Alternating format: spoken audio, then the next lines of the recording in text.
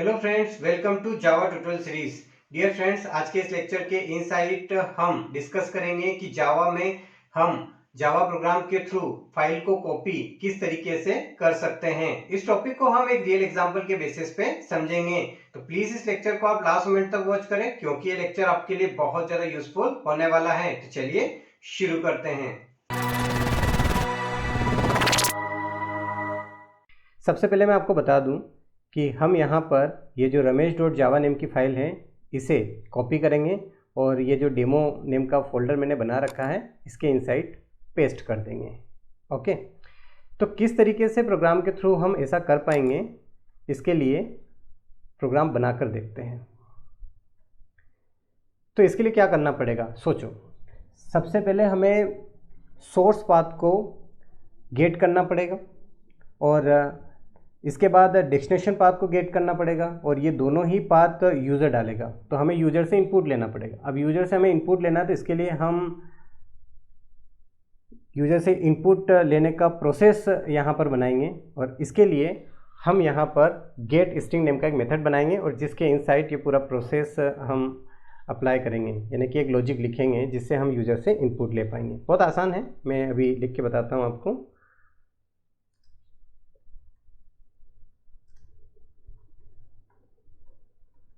ध्यान से समझिएगा, बहुत आसान है। मैंने यहाँ पर गेट स्ट्रिंग नेम का मेथड बनाया है, आप किसी भी नेम से बना सकते हैं। यहाँ पर आपको रिटर्न करवाना है, किसका ऑब्जेक्ट रिटर्न करवाना है? बफर रीडर का ऑब्जेक्ट रिटर्न करवाना है। अब बफर रीडर का जो ऑब्जेक्ट आप रिटर्न करवा रहे हैं उसके कंस्ट्रक्टर में आपको पास करना है इनपुट स्ट्रीम रीडर क्लास के ऑब्जेक्ट को।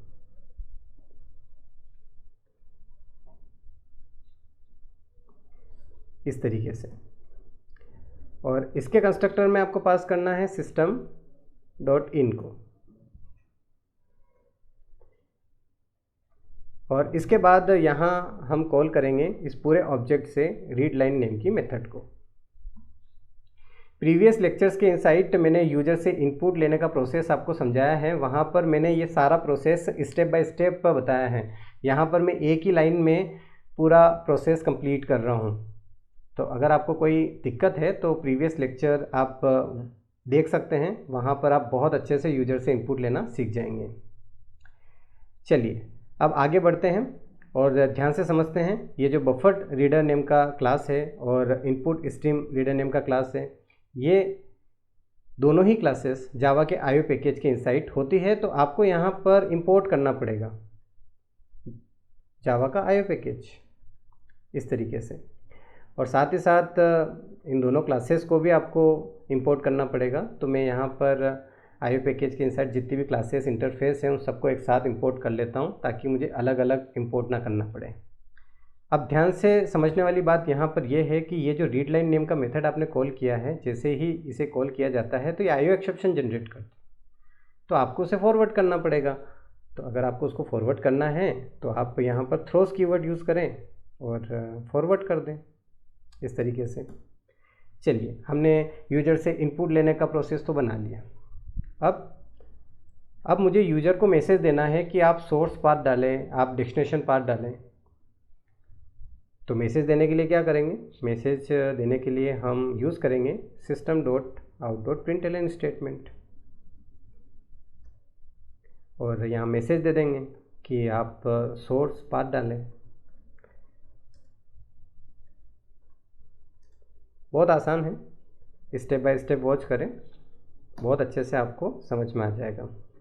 अब इस मेथड को कॉल करना है, गेट स्ट्रिंग नेम की मेथड को आपको कॉल करना है। जैसे आप इसे कॉल करेंगे तो जो सोर्स पाथ यूज़र डालेगा वो यहाँ पर रीड हो जाएगा और हम उसे असाइन कर लेंगे स्ट्रिंग टाइप में सोर्स नेम के वेरिएबल में। नेम आप कुछ भी रख सकते हैं, मैं यहाँ पे सोर्स रख रहा हूँ ताकि आपको अच्छे समझ में आए। इसी तरीके से हमें यूज़र को मैसेज देना है कि आप डेस्टिनेशन पाथ डालें।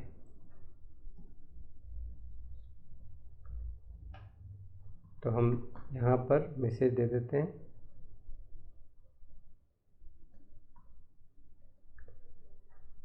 और हम इसे रीड करके डेस्टिनेशन नेम के वेरिएबल में असाइन कर देते हैं इस तरीके से। अब हमारे पास सोर्स पाथ और डेस्टिनेशन पाथ दोनों ही आ चुका है। अब हमें क्या करना है, यूज़र जो सोर्स पाथ डाल रहा है वहाँ से हमें फाइल को कॉपी करना है। कॉपी करना है इसका मतलब है कि हमें रीड करना है फाइल को। तो इसके लिए हमें ऑब्जेक्ट बनाना पड़ेगा फाइल रीडर नेम की क्लास का इस तरीके से। और ये जो सोर्स पाथ आपके पास आया है इस वेरिएबल में, इस वेरिएबल को यहाँ पर इसके कंस्ट्रक्टर में पास कर देना इस तरीके से। फिर आपको क्या करना है, इस क्लास को यानी कि इस क्लास के ऑब्जेक्ट को इसी क्लास के रेफरेंस में असाइन कर देना है इस तरीके से। ओके, अब चलिए, हमने जो सोर्स पाथ है उसको तो रीड कर लिया। अब हम क्या करेंगे कि जो डेस्टिनेशन पाथ यूज़र डाल रहा है वो हम राइट करवाएंगे। तो राइट करवाने के लिए हम यहाँ पर फाइल राइटर नेम की क्लास का ऑब्जेक्ट बनाएंगे इस तरीके से। बहुत आसान है, इस तरीके से आप ऑब्जेक्ट बना दो और इस ऑब्जेक्ट के इनसाइड आप इस वेरिएबल को पास कर दो, यानी कि इस ऑब्जेक्ट के कंस्ट्रक्टर में आपको इस वेरिएबल को पास कर देना है, क्योंकि वो जो डेस्टिनेशन पाथ है वो इस वेरिएबल के इनसाइड है। अब आपको इस ऑब्जेक्ट को इसी क्लास के रेफरेंस में असाइन कर देना है इस तरीके से। चलिए, हमने रीड भी कर लिया और हमने राइट भी कर लिया। अब बात यह है कि जो सोर्स पाथ है वहाँ जो फाइल रखा हुआ उसके इनसाइड से हमें क्या करना है, कंटेंट को रीड करना है। तो कंटेंट को रीड करना है और किस तरीके से रीड करना है, हमें लाइन वाइज रीड करना है। अब लाइन वाइज रीड करना है तो उसके लिए हमें यहाँ पर बफर रीडर नेम की क्लास का ऑब्जेक्ट बनाना पड़ेगा, क्योंकि बफर्ड रीडर नेम का जो क्लास है उसके पास रीड लाइन नेम का मेथड होता है जो लाइन वाइज रीड करता है। तो हम क्या करेंगे कि जो फाइल रीडर है उसके ऑब्जेक्ट को इसके कंस्ट्रक्टर में पास कर देंगे इस तरीके से, और इस क्लास के ऑब्जेक्ट को इसी क्लास के रेफरेंस में असाइन कर देंगे इस तरीके से। बहुत आसान है। अब ध्यान से समझिए, यहाँ पर बफर रीडर की हेल्प से आप रीड तो कर पाएंगे लेकिन आपको प्रिंट भी करना पड़ेगा फाइल के इनसाइड। तो इसके लिए हमें क्या करना पड़ेगा, प्रिंट राइटर नेम की क्लास का ऑब्जेक्ट बनाना पड़ेगा। हम इसका ऑब्जेक्ट इसलिए बना रहे हैं क्योंकि लाइन वाइज रीड कर रहे हैं तो लाइन वाइज प्रिंट करवाएंगे, और लाइन वाइज प्रिंट करवाने के लिए प्रिंट एलएन नेम का जो मेथड होता है वो प्रिंट राइटर नेम की क्लास के पास होता है। और जो फाइल राइटर है वहाँ पर हमारा डेस्टिनेशन फाइल है, वहाँ हमें राइट करवाना है। तो ये जो फाइल राइटर है इसके ऑब्जेक्ट को इसके कंस्ट्रक्टर में हम पास कर देते हैं इस तरीके से, और इस ऑब्जेक्ट को इसी क्लास के रेफरेंस में असाइन कर देते हैं।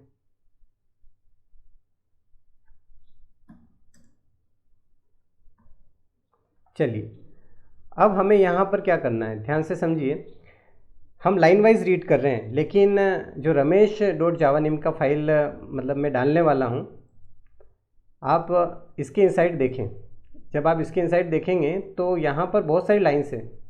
तो हम क्या करेंगे, हम यहाँ पर लूप लगाएंगे, वाइल लूप, और यहाँ पर हम कंडीशन को ट्रू रखेंगे इस तरीके से। अब क्या करना है हमें, अब हमें यहाँ पर लाइन वाइज रीड करना है। तो लाइन वाइज रीड करना है तो इसके लिए जो बफर रीडर नेम का क्लास है उसके पास रीड लाइन नेम का मेथड होता है। जैसे आप इसे कॉल करते हैं तो इससे आईओ एक्सेप्शन जनरेट होता है। ये दोनों मेथड्स आपने यहाँ पर गेट की है तो इनसे भी आईओ एक्सेप्शन जनरेट हो रहा है। तो आप एक काम करें कि इस पूरे लॉजिक को, यानी कि पूरा प्रोसेस अगर आप कहें तो भी अच्छा रहेगा, ट्राई कैच में डाल दें, यानी कि एक्सेप्शन को हैंडल कर लें यहाँ पर इस तरीके से।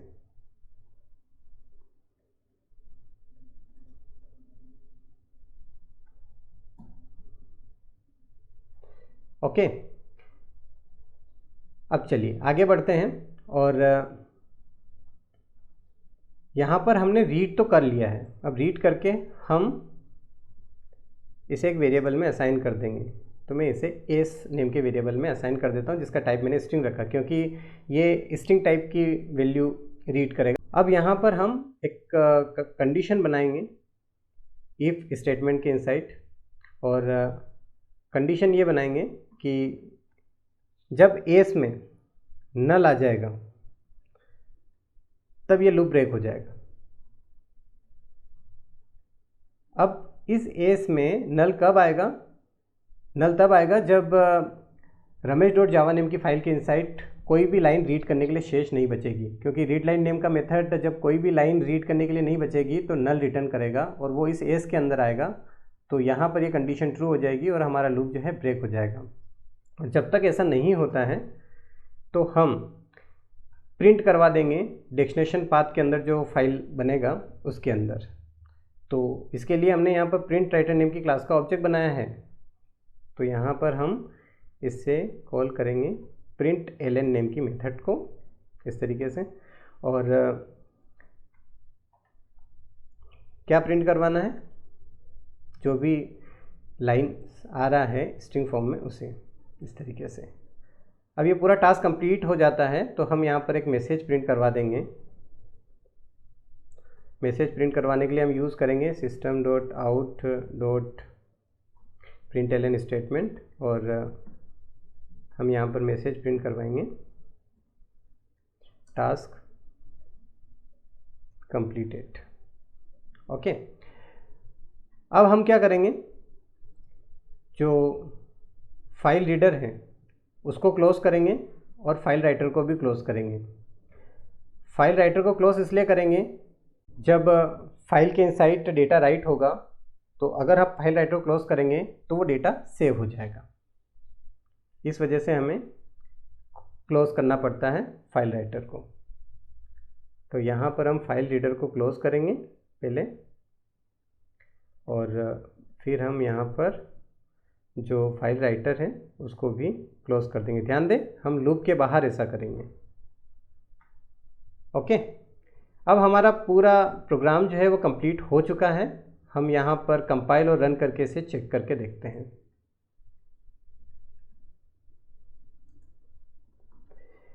हमने इसे कंपाइल कर दिया है और यहाँ पर एक एरर आई है और वो कह रहा है कि स्टैटिक के इनसाइड नॉन स्टैटिक आप कॉल नहीं कर सकते। तो यहाँ पर ये जो मेथड है गेट स्ट्रिंग, इसे आप स्टैटिक बना दें इस तरीके से। वापस से कंपाइल करते हैं। तो हमने कंपाइल किया, अब ये कंपाइल हो चुका है। अब हम यहाँ रन करके चेक करते हैं। तो आपसे पूछा जा रहा है सोर्स पाथ डालिए आप। तो देखिए, मैं बता देता हूँ आपको कि ये जो ramesh.java नेम की फ़ाइल है ये हमारी फ़ाइल के पैरेलल में है। तो हमें जो पाथ देना है तो उसमें केवल फाइल नेम और एक्सटेंशन देना है। तो मैं यहाँ पर ramesh.java नेम की जो फाइल है उसका नेम और एक्सटेंशन दे देता हूँ, इंटर करता हूँ। हमसे पूछा जा रहा है डेस्टिनेशन पाथ डालिए।